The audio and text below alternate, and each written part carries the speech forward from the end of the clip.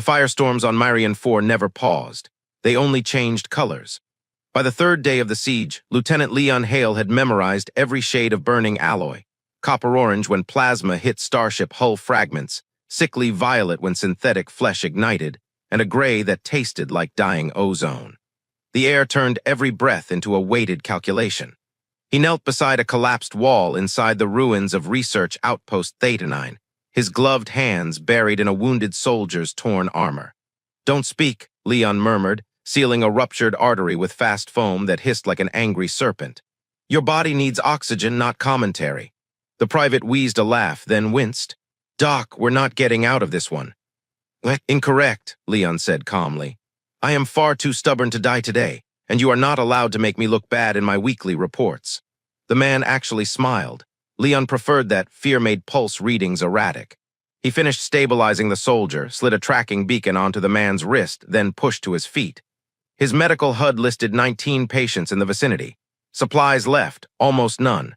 Hope left, even less. The ceiling shook as another barrage landed somewhere uncomfortably close. Captain Reyes appeared at the doorway, armor cracked, jaw set. "Hale, we're abandoning Theta-9. Enemy vanguard broke through the southern ridge. We leave in 20 minutes. Leon checked the vitals on his HUD. "Most can walk, 4 need stretchers." "We don't have 4 stretchers or 4 carriers," Reyes said flatly. Leon didn't blink. "Then give me 30 minutes to stabilize them for transport." "I can give you 15. Then people die." Reyes' jaw tightened. "People are dying everywhere. If you stay behind, you'll join them.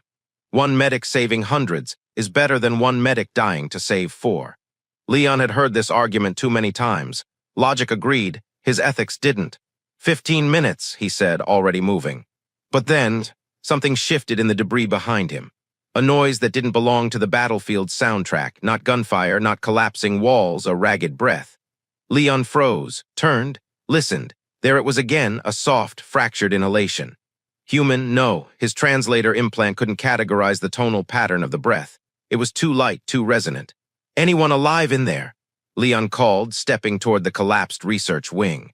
The private he'd just saved muttered, "Doc, that's a terrible idea." Leon ignored him. He navigated twisted beams and cracked polycrete, following the faint, weakening breaths. His wrist light cut through the soot, and then he saw her. Pinned beneath a fallen bulkhead, body half buried in rubble, her luminous skin fractured with dust and dried blood. Silver-black hair spilled across broken tiles, and her ears, human-shaped but elegantly tapered at the tips, trembled ever so slightly with each shallow breath. Armor unlike anything he knew, smooth like liquid metal, engraved with geometric sigils that pulsed faintly as if still defending a dying power core. She wasn't human, and she was dying. Leon knelt instantly, med-scanner sweeping across her. Multiple fractures, internal bleeding, severe cranial trauma, pulse faint, irregular. He touched her shoulder gently. "Can you hear me? I'm a medic. I'm here to help."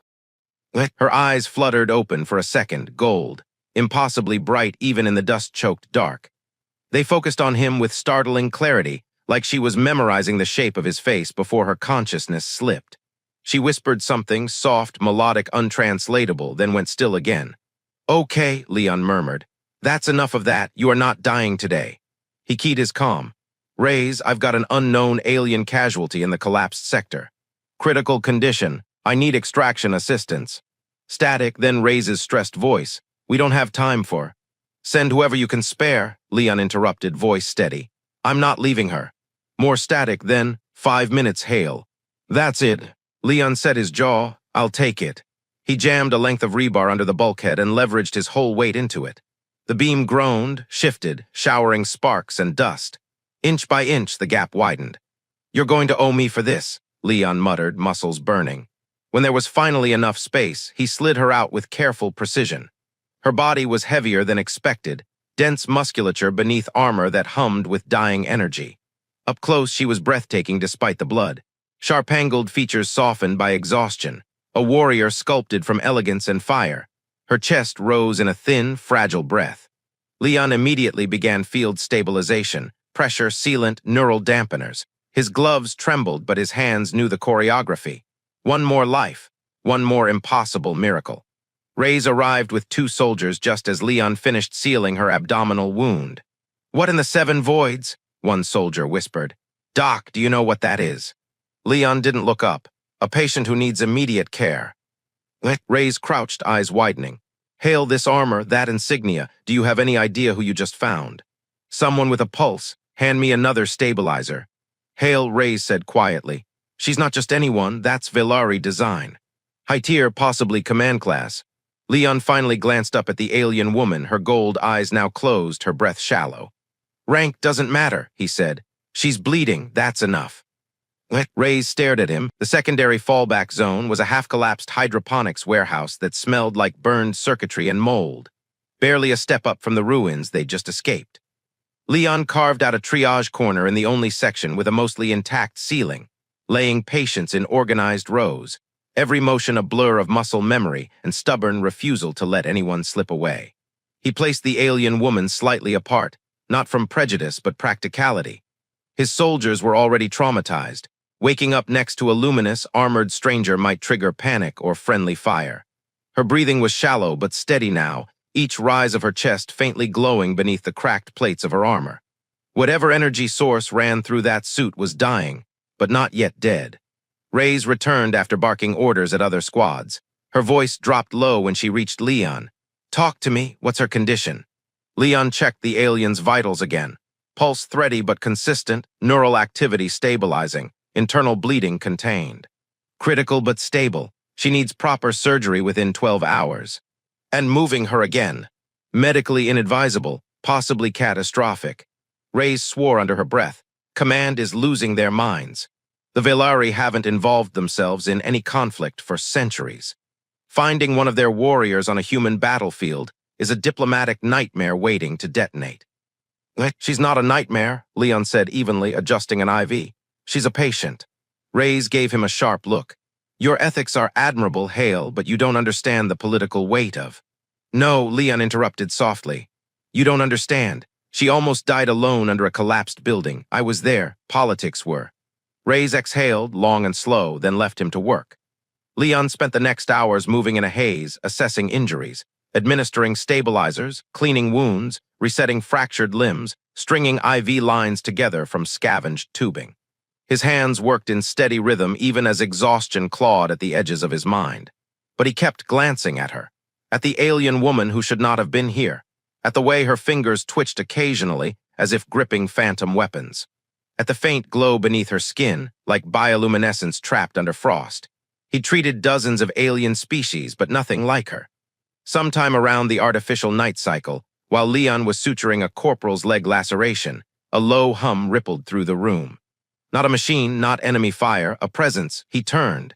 The alien woman's breathing shifted, deeper, more intentional. Her fingers flexed, armor plates shifting with a metallic whisper. The air around her felt electrically charged. Rays. Leon called, she's waking. Too late, her eyes snapped open. Gold, bright, sharp, ancient. Before Leon could speak, she moved. 1 second she was lying on the cot. The next she had crossed the room in a blur of silver and shadow. Leon didn't even see her grab him. He just suddenly found his back against the wall, her hand wrapped around his throat, her body pinning as effortlessly. She moved with impossible speed for someone who had nearly bled out hours ago. Her voice, when it came, was rough but commanding, each word cutting like a blade. Designation. Leon forced out a breath. I'm Leon Hale, human field medic. Her grip tightened, not enough to crush but a warning. Why have you interfered? Not why did you help me? Not who are you? But interfered, as if saving her life had broken some sacred rule. Leon didn't lift his hands to fight her. He didn't resist at all. He simply met her eyes, ancient, furious, and wounded, and spoke with the same steady calm he used for panicked patients.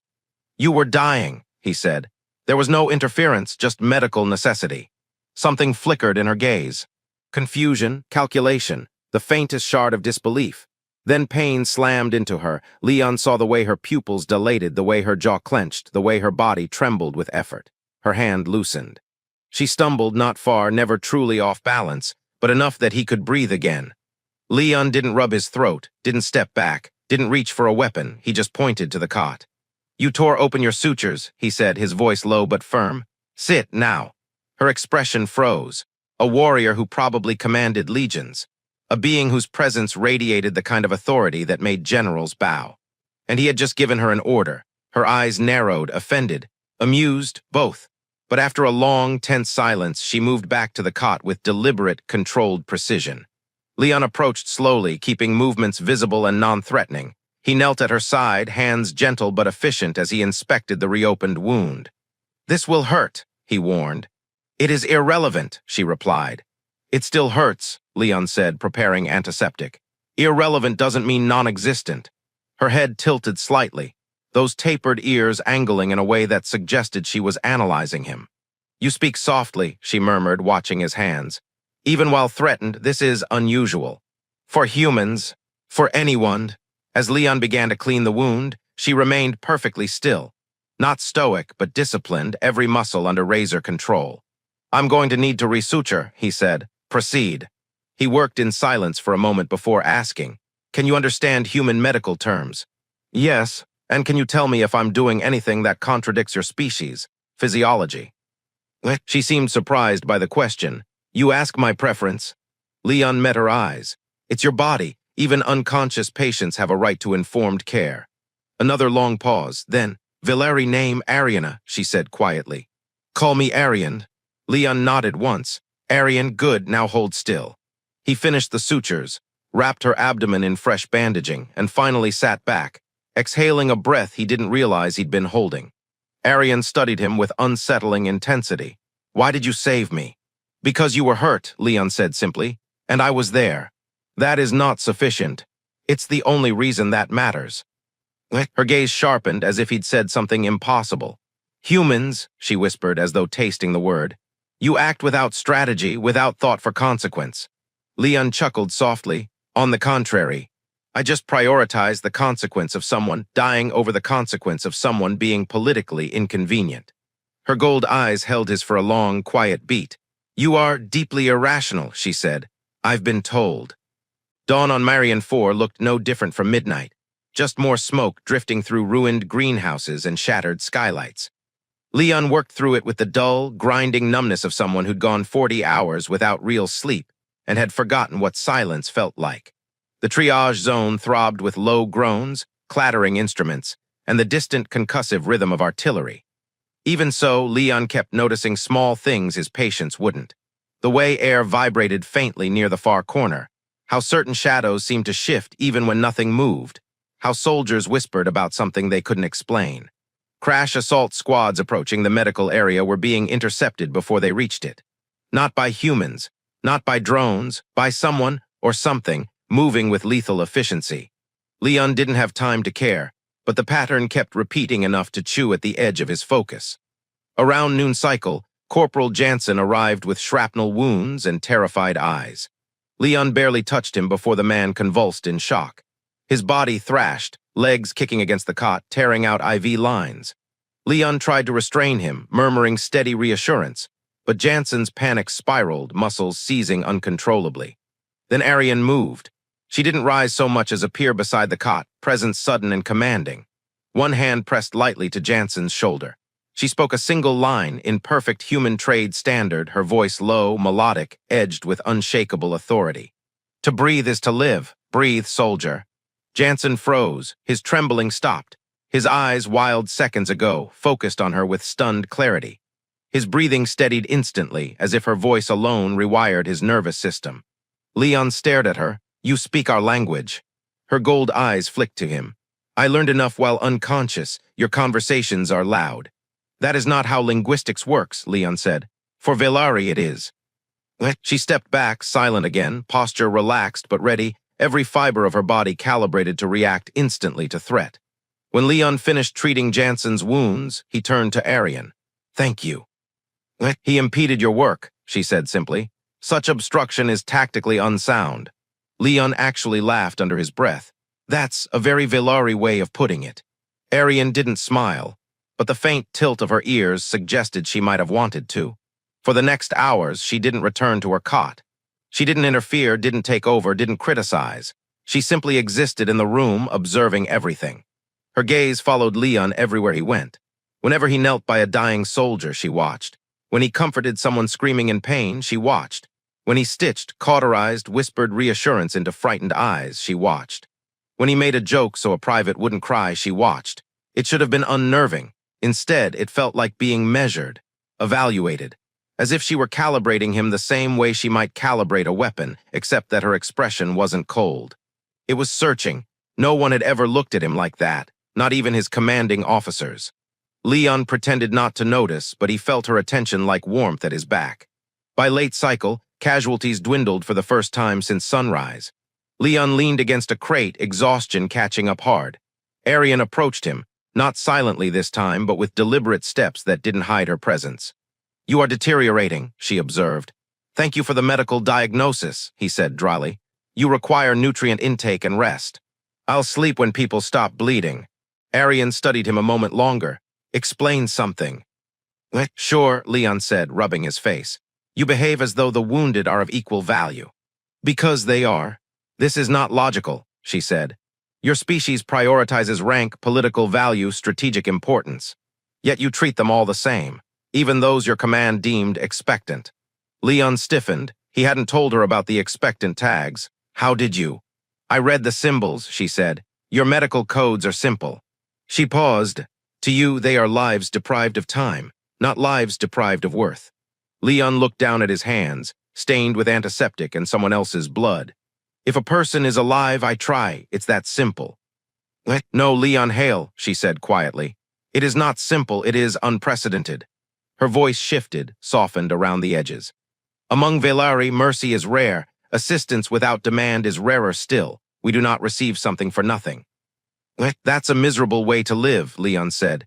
"It is our way," she replied, "and I have never questioned it until now." The room seemed to still around them. Leon swallowed. "Arian, why were you alone on that battlefield?" Her eyes lowered, not in shame, but something else, something older, heavier. "We were observing," she said.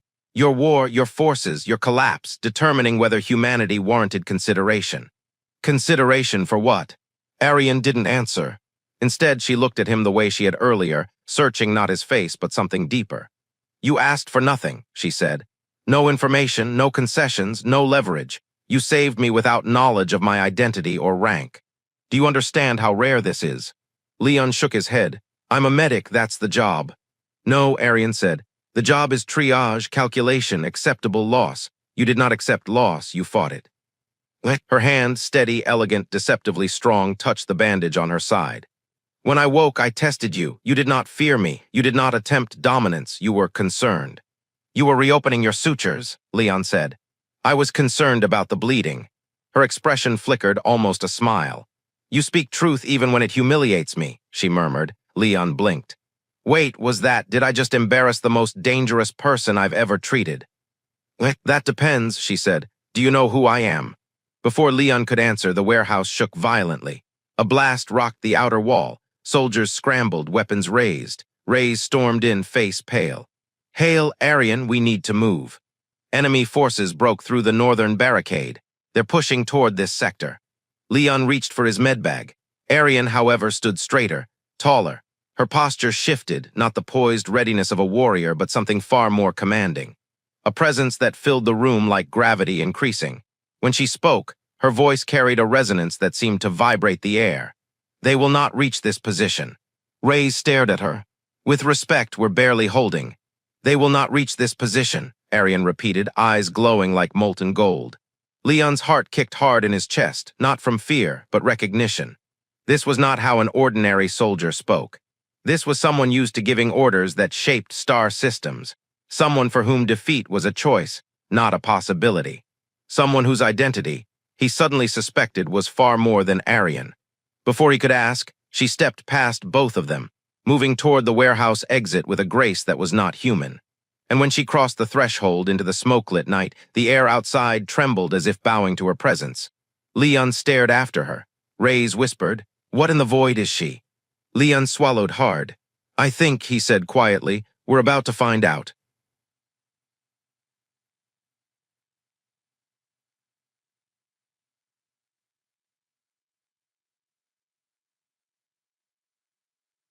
Night on Marion 4 didn't bring darkness, only a deeper red smear across the horizon where the burning forests collapsed into ash.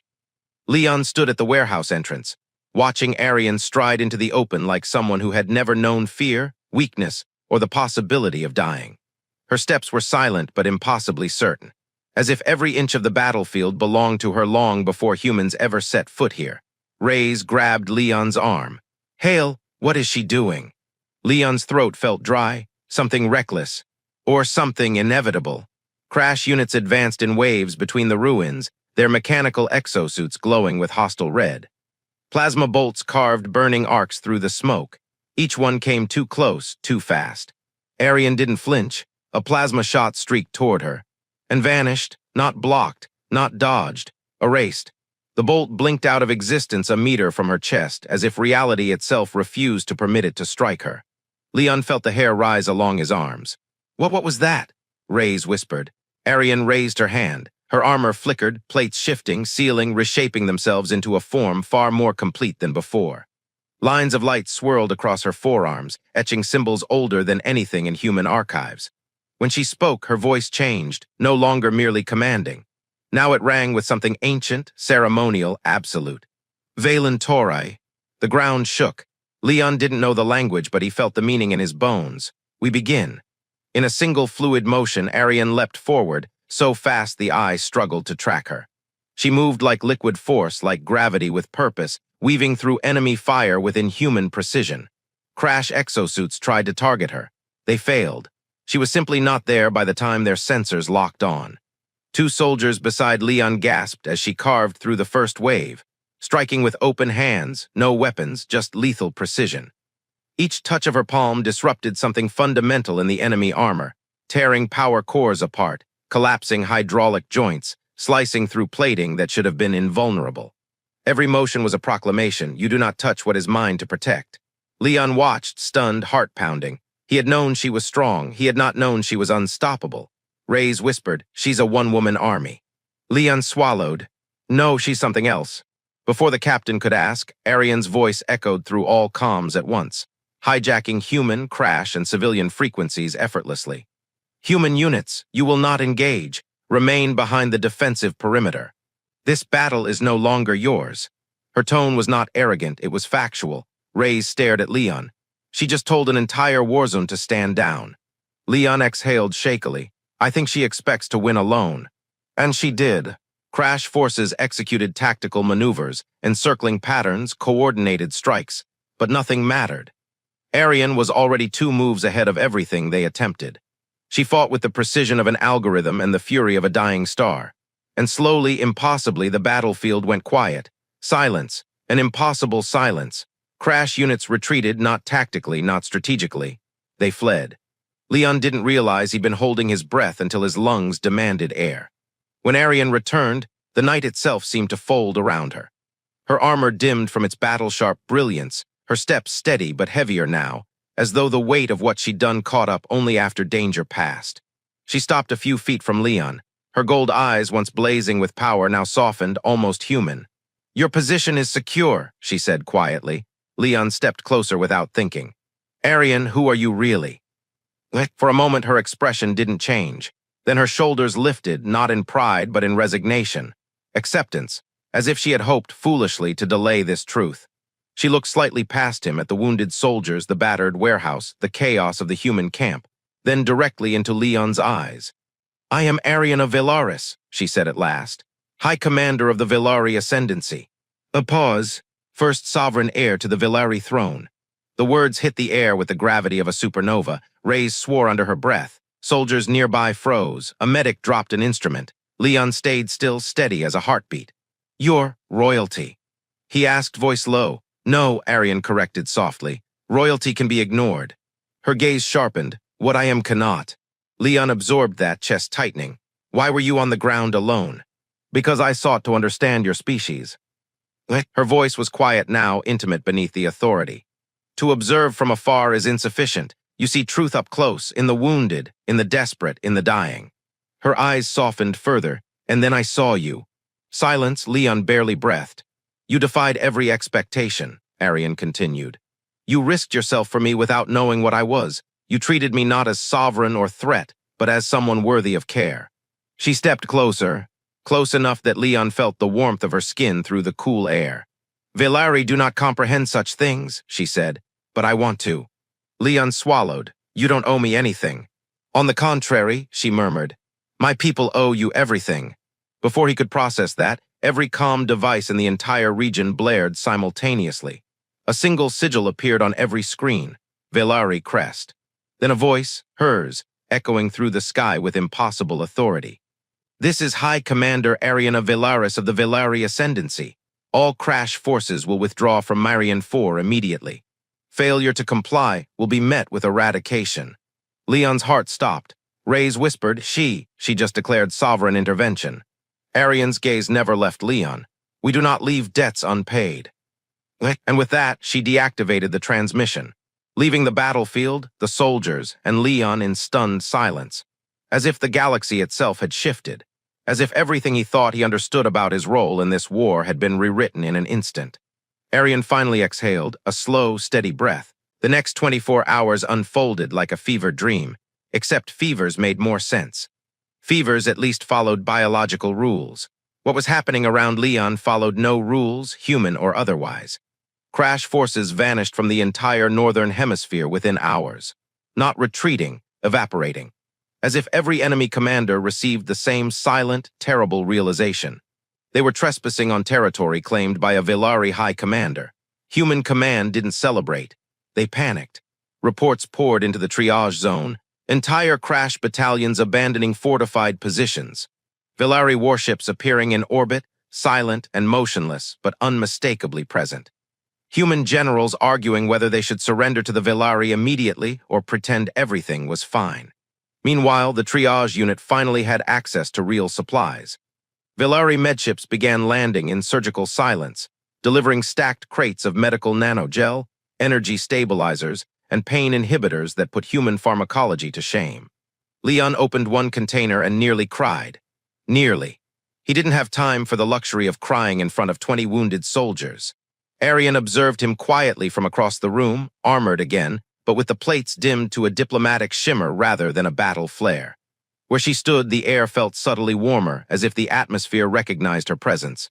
Leon carried 2 fresh stabilizers toward a wounded sergeant. On his way, Arian's eyes tracked him, not possessive, not predatory, but watchful in a way that felt protective. Reyes approached Leon while he worked. You're aware she hasn't left the camp, right? Leon tightened a brace around the sergeant's thigh. I assumed she's supervising the Velari med teams. Reyes shook her head. No, those teams came and went. She stayed. She's only moved when you moved. Leon paused mid-motion. That can't be right. Oh, it's right, Reyes said, rubbing her forehead. She's like your enormous, ancient, heavily armored shadow, and every ranking officer within 100 kilometers is losing their minds. Leon finished with the patient before answering. She's just keeping an eye on the situation. Reyes lifted a brow. She's keeping an eye on you specifically, exclusively, comically, obviously. Leon opened his mouth, closed it. Reyes, that doesn't make any sense. Exactly, Reyes hissed. Nothing makes sense anymore. You used to be the least dramatic person I commanded. Now you're apparently romantically bonded to a living nuclear deterrent. Leon nearly dropped a tray of instruments. It's not. There's no Reyes, I'm a field medic. She's literally. The captain's expression softened just slightly. Someone whose life you saved. Leon didn't answer, because the truth sat too close to something dangerous inside his chest. By late cycle, stabilizations were finally under control. Leon moved toward the hydroponics doorway to step outside for a breath of air that didn't smell like melted polymer. Arian followed. He didn't hear her approach. He only felt her presence before she spoke. You are limping. I'm exhausted, Leon said, and my boots hate me. Her ears angled slightly. He now recognized that as mild disapproval. You have not eaten in 18 hours. And I will, after the next vitals check. Arian stepped in front of him, blocking his path. Eat, Leon. Her voice wasn't commanding. It was something far more compelling, he sighed. Fine, something small. She handed him a Velari ration sphere without looking away from him. He accepted it, bit into it, immediately regretted every culinary decision he'd ever made. It tastes like compressed sadness, he managed. Arian's ears lifted faintly, Velari laughter, he suspected. It is nutritionally perfect. That's part of the crime. He took another bite anyway. She watched him like she was studying an impossible equation. When he finished, she stepped closer, close enough that if he inhaled too deeply, he'd breathe in her scent. something crisp and metallic like cold wind over starlit cliffs. "Leon Hale," she said softly. "Do you understand the magnitude of what you did?" Leon wiped his hands on his trousers. "I treated a patient. You altered the course of an interstellar conflict. That wasn't my intention. Intent does not diminish outcome." She paused. "You saved me." Leon met her eyes. "You saved everyone." Her gaze sharpened, something warm blooming behind the molten gold. "I intervened because a debt was owed." "You don't owe me anything," Leon said firmly. Arian tilted her head, as if peering directly into the core of him. "To the Velari, life debt is sacred, eternal." Leon swallowed. "I don't want." She stepped closer. "It is not a burden, it is a recognition." "Of what? Of what you are?" Leon exhaled shakily. "And what do you think I am?" Her voice softened. "Someone who sees worth where others see cost. Someone who protects without demanding return. Someone unprecedented." Leon looked away. "I'm just doing my job." "You are doing far more than that, and your refusal to acknowledge it is," she exhaled through her nose. "Frustrating." His lips twitched. "You're frustrated with me." "Yes, good. Now you know how I feel when you reopen your sutures." A faint, startled sound escaped her, almost a laugh. Almost. The silence between them shifted, no longer tense, but charged, delicate, on the edge of something undefined. Before either could speak again, the line crackled. "Field Medic Leon Hale," a nervous operator said. You have an incoming direct communication request. Priority designation, Sovereign." Leon froze, sovereign as in. Arian looking at him. Expression unreadable but softer. "That request," she said, "is from my council." "For me?" "Yes." Leon blinked. "Why?" Arian's answer was quiet. "Because the Ascendancy wishes to understand the human who changed the decisions of a throne." Leon's mouth went dry. "Arian, did you tell them about me?" "I informed them of what matters," she said simply. "Everything." Leon's pulse stuttered. "Everything." She stepped. The communication room had once been a classroom. Faded diagrams of alien flora still clung to the cracked walls, their cheerful colors dimmed by soot. The holodable in the center flickered with a malfunctioning light strip, as if protesting the sudden importance forced upon it. Leon stood before it, hands braced on the console, pulse thundering louder than the distant artillery. Behind him, through the open doorway, Arian waited in the hall, not hovering but present, anchoring. Like a silent guardian whose very existence bent danger away. The holodable blinked to life. 5 figures materialized in shimmering light, tall, elegant, their armor woven with the same liquid metal patterns as Arian, though less ornate. Their gazes were sharp, old, and heavy with authority. Velari Council. Leon straightened instinctively. The central figure, an elder with silver hair braided in interlocking rings, spoke first. "Human Leon Hale," she said, voice resonant and clear. "We are the Ascendant Council of the Velari. You stand before us under the protection of High Commander Arian of Velaris." Leon swallowed. "I understand." "Do you?" another counselor asked, narrowing his eyes. "Your actions have altered the trajectory of 2 species. Understanding seems unlikely." Leon tried to keep his tone steady. "I didn't intend to alter anything." A ripple of surprise passed through the council as if he'd said something incomprehensible. The elder continued. "We have studied your medical logs, your recorded actions on the battlefield, and the reports from High Commander Velaris." Leon's stomach tightened. Arian had said she told them everything, but hearing it confirmed made the weight of it settle deeper. "Your conduct challenges our philosophy," the elder said. "You expend effort without demand for benefit. You protect life even when tactically disadvantageous. You act without calculating return." Leon frowned. "That's just the oath of a medic. Yet most beings do not follow it," the counselor said sharply. "Not under fire. Not at personal risk. Not for strangers, and certainly not for one of us." Leon hesitated. "One of you." The counselors exchanged glances, sharp, silent, meaningful. The youngest looking among them leaned forward. "Did High Commander Velaris reveal her full identity to you?" Leon nodded slowly, first sovereign heir. The council fell silent. Then the elder spoke with a voice that made the holodable tremble. "She is not merely heir." Leon blinked. "She is the heart-bonded sovereign," the elder said, each word deliberate. "Chosen by ancient lineage, carrier of the Shardmind, voice of the Ascendancy, the last living vessel of our oldest law." Leon felt his lungs stop functioning. Arian was not royalty. Not just commander. She was something older, deeper, woven into the structure of her people. She is bound to the ascendancy by blood and vow, another counselor added. And now through you by debt. Leon exhaled shakily. I didn't ask for that. That, the elder said, is precisely why it formed. A quiet hum vibrated in the doorway, Arian's presence intensifying as if she sensed the direction of the conversation. The elder's tone softened. She has not formed a bond in over a century. She has not trusted another being on any battlefield for twice that. She has not allowed any creature to touch her without armor in longer than you can comprehend. Leon felt heat rise in his face. I wasn't thinking about any of that. I saw someone injured. I helped her. And that, the elder said gently, is the part of you that she values most. Leon's throat tightened. The youngest counselor sighed. Human, you must understand. Valeri do not make personal attachments. We do not bond. We do not tether our existence to another's, for one such as her. He paused, searching for words. It is catastrophic or transcendent. It is never neutral. Leon's breath slowed. What are you asking me? The elder looked directly into him. Do you accept the connection that has formed, not its political implications? Not its strategic advantages, but the truth of it. Leon swallowed hard. And what truth is that? That the High Commander has chosen you, she said. Not as subordinate, not as asset, but as equal. As someone whose presence alters who she is. Leon's pulse hammered in his ears. I don't know if I'm worthy of that. Arian spoke from the doorway. You are. The counselors turned, their holograms shifting to acknowledge her. Arian stepped into the room, armor dimmed, expression steady, but her eyes held something fragile. She moved to Leon's side, not in front, not behind, beside, an equal position. Your evaluation is complete, Arian said to the council. He is as I said. The elder inclined her head. And you are certain?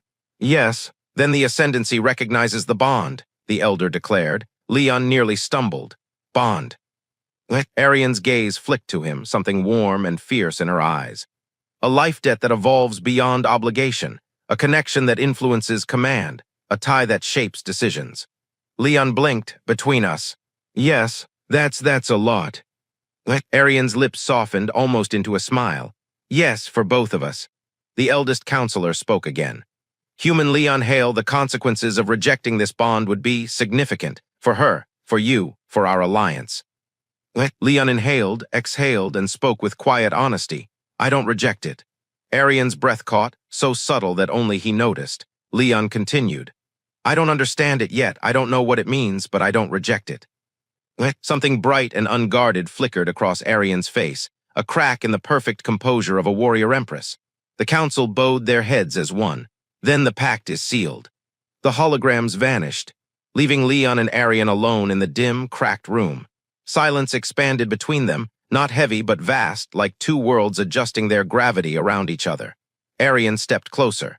You spoke truth. So did you. Her gold eyes softened. You are not overwhelmed. Oh, I'm absolutely overwhelmed, Leon said, but I'm still here. Arian's chest rose with something that wasn't quite relief, but close. You remain, even faced with all that I am. Leon nodded, because I saw who you were before I knew any of that. A long moment passed. Then Arian lifted her hand. Slowly, gently, she touched her forehead to his. The same gesture she'd given him once on the battlefield, but now it burned with meaning, connection, gratitude, something deeper he didn't yet have a name for. Her voice was barely a whisper.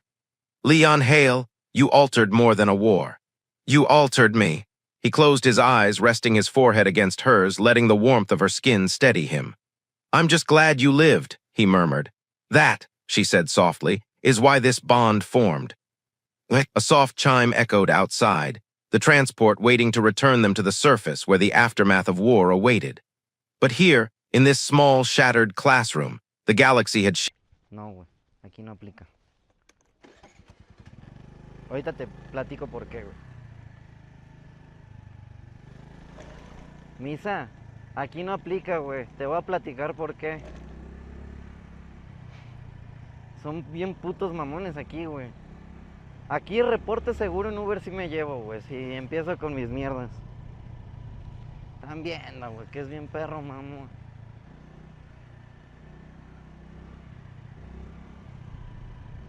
Le vale verga, güey. Le valió verga.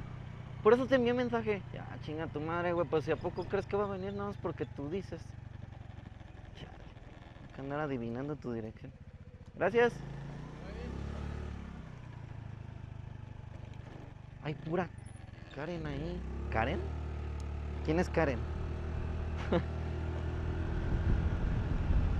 Dedo para abajo. Sí, güey. Perdón, Bebo, perdón. Perdón, misa. Te lo cambio por una chupada de pito, güey, pero perdón.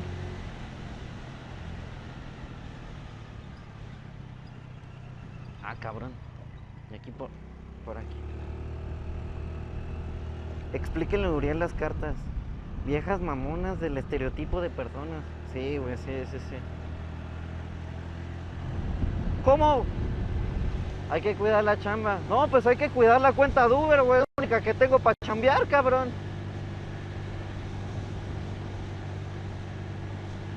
Si tuviera unas 4 o 5, no hay pedo. Ahorita le decimos al cliente que me reporte a la verga. Pero pues es la única con la que sobrevivo. Perdón, amor, ya me voy a comportar, pero ya no me grites tan feo que voy a llorar, Bebo. Más te vale, perra. Ah, cabrón.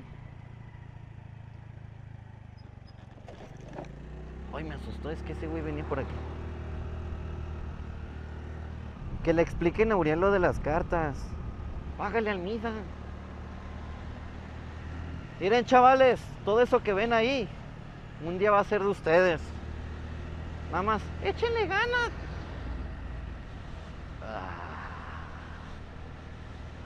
Ay, güey, así se hiperventilan los huevos. Revela, maestro. Está bien bárbaro. Así se hiperventilan los huevitos, güey. Oh, shit. Güey, what the fuck, son 1000 personas, felicidades. Muchas gracias, chatoncios. Seguimos en portada, Bebo, perdón. Uy. Hola, Isuli. Hola, Charlie, ¿cómo están? A toda la gente nuevecita que viene por parte de Twitch. Hablen. No se preocupen, güey. Convivan con todo el chat, compares. Ya me callo. ¿No?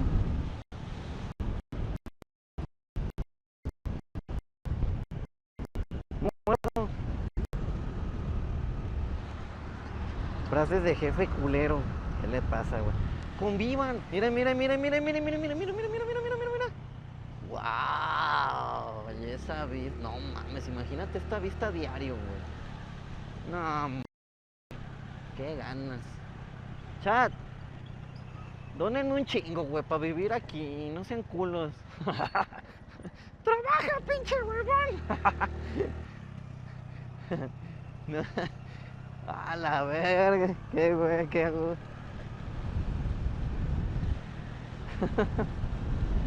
Mira las mamadas, güey.